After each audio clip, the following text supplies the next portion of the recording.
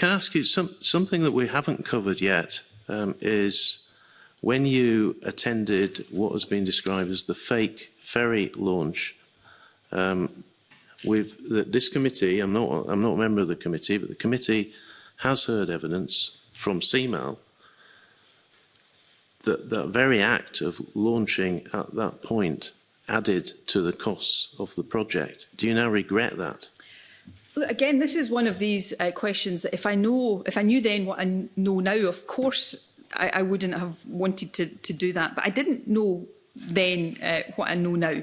It is not, and again, I'm not telling the committee anything they don't know. It is not unusual. In fact, it is entirely usual for vessels. I've been at other ship launches in my political career. Vessels are launched often well in advance of them being completed. So that is known that at the point of a launch of a vessel, it is not completed. There was nothing unusual in that. I certainly was not aware at the time of the launch. So I was aware that there was a slippage in the contract delivery date.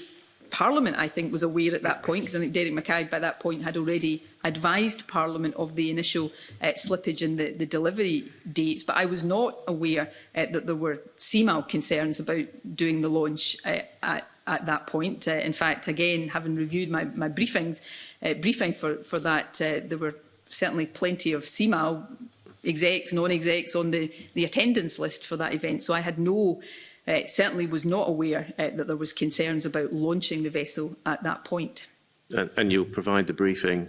I've already given. Look, everything I'm referring to today, subject to the caveats I've said about the processes in government, about legal privilege, commercial confidentiality, I am happy to make available to the committee. Okay.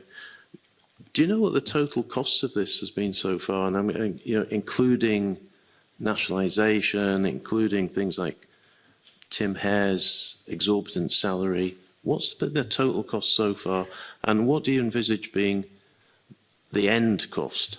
Well, in terms of the last part of your question that I think referenced a couple of times today, the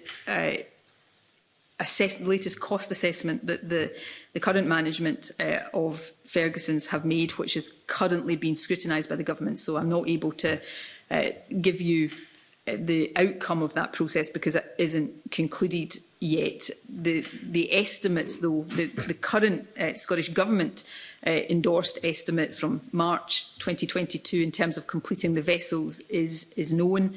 If there are any increases on that as a result of the latest assessment, that will be properly notified to Parliament in the normal way, but that process is underway and is not complete. In terms of, I will undertake to go away and come back to you with the costs around this of things like Tim Hare.